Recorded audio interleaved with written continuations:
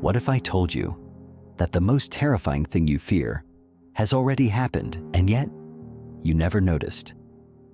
Imagine standing at the edge of a vast black ocean, no wind, no waves, just stillness.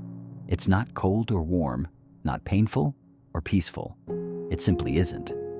That ocean is death, and yet Epicurus, one of the most misunderstood thinkers of the ancient world, would tell you to sit down, take a breath, and let go of your fear. Because as he says, death is nothing to us. It's not a threat waiting to pounce. It's simply the return to non-existence, the same peaceful silence before you were born. Epicurus dares us to reframe death not as a dark shadow hanging over life, but as a gentle boundary that gives our time meaning. To fear death, he believed, was to waste the only thing we truly have, the present moment. Epicurus was born in 341 BCE on the island of Samos, just a few decades after Plato's death, and while Aristotle was still active. Unlike the loud debates of the Stoics or the paradoxes of the skeptics, Epicurus built a quiet garden in Athens. There, he taught his followers that life's highest goal was not fame, power, or even virtue, but tranquility, ataraxia. And the biggest threat to that tranquility? Fear of death. He rejected the noisy public life of politics and instead chose stillness, simplicity, and thoughtful discussion. His garden school was more than a philosophical space. It was a haven where fear was replaced by reason, and the fear of gods and death was gently unraveled through dialogue. Epicurus was not trying to change the world. He was trying to help people live in it better. Here's Epicurus's famous quote: "Death is nothing to us, because when we exist, death is not present, and when death is present, we no longer exist." At first, it might sound like a word trick, but think about it. You were not afraid of the 14 billion years before you were born. You didn't suffer. You didn't miss out. It was nothing to you. Epicurus says, the same will be true after you die. He invites us to let go of this illusion that death is something we will experience. In truth, there is no moment of death that we live through. We simply cease. And in that ceasing, there is no fear, no pain, no I to mourn the absence. So why let the idea of a moment we will never experience steal joy from the life we are experiencing?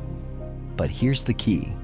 To truly accept this idea, we must loosen our grip on ego.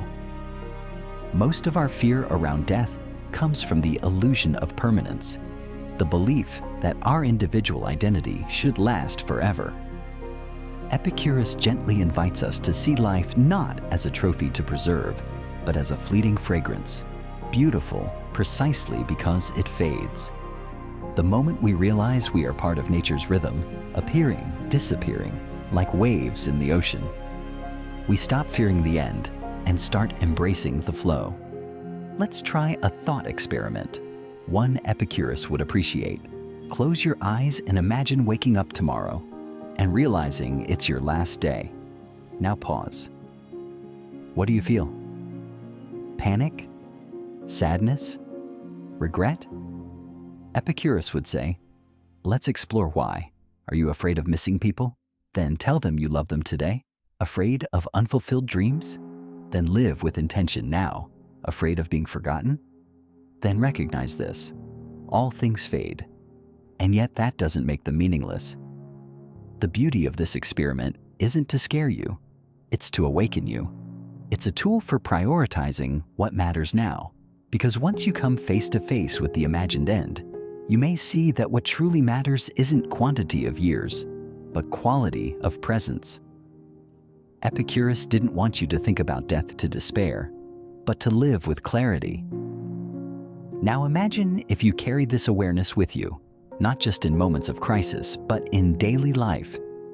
What would change? Maybe you'd stop postponing joy. Maybe you'd take more walks, say more truths, forgive more often. Maybe you'd stop rehearsing a future that may never come, and instead, finally arrive in the moment you're in. This is the real power of confronting death, not to make life smaller, but to make it fuller. Epicurus lived a quiet life, free from politics and extravagance. He owned a garden just outside Athens, where he welcomed people of all backgrounds, even women and slaves, which was radical for his time. He wrote hundreds of letters, many lost, but one stands out, the letter to Epicurus. In it, he calmly explains his views on pleasure, virtue, and death. And when he died, at age 71, after suffering a painful bladder illness, he wrote to a friend, not with bitterness, but with gratitude. "I am spending the last day of my life," he said, "in happiness." He let go. That moment tells us everything we need to know about his philosophy. It worked. Epicurus didn't just talk about letting go of fear.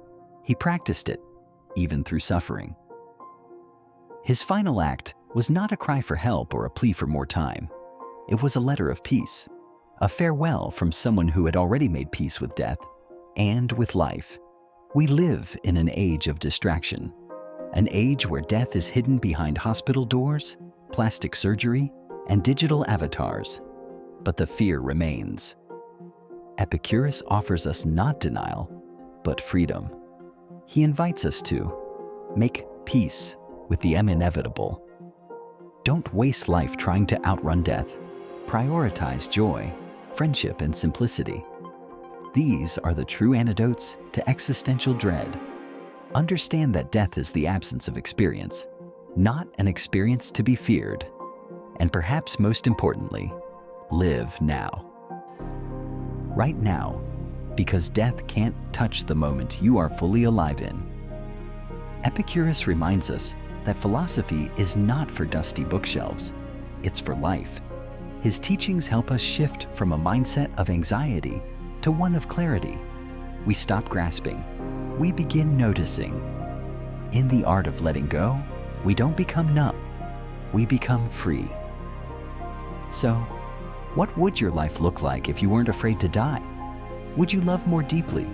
Speak more honestly? Let go of grudges and live with lightness? Epicurus reminds us, death doesn't wait, but neither does life.